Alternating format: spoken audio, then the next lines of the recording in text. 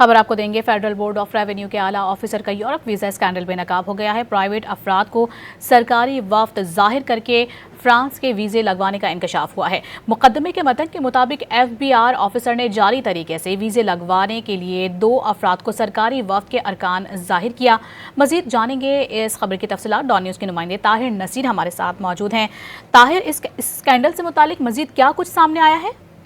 जी देखिए, ये FBI के आला अफसर का यूरोप वीजा स्कैंडल बेनकाब हुआ है। प्राइवेट अफराद को सरकारी वफ्त दर करके फ्रांस के वीजे लगवाने का इंकशाफ हुआ है। जो FIA anti corruption circle Islamabad ने मुकदमा दर्ज किया है, उस मुकदमे के मतन में कहा गया कि FBI अफसर ने जाली तरीके से वीजे लगवाने के लिए 2 अफराद को सरकारी वफ्त दायर किया।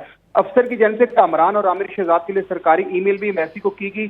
FBI के आला अफसर अतीकुर रहमान ने बैंक के जरिए 53 लाख रुपए वसूल किए। FIA इमिग्रेशन हुकाम ने जब तस्दीक की तो मालूम हुआ कि दोनों प्राइवेट अफराद जो हैं वो FBI के मुलाजिम नहीं बल्कि एक ड्राइवर है, एक प्रॉपर्टी डीलर है। FIA एंटी करप्शन सर्कल ने FBI अफसर समेत दीगर के खिलाफ मुकदमा दर्ज किया, जबकि 2 मुलजमान कामरान और आमिर शहजाद को गिरफ्तार कर लिया गया है। मुलजमान ने FBI अफसर को बैंक के जरिए रकम मुंतकिल की थी। जी, बहुत शुक्रिया आपका।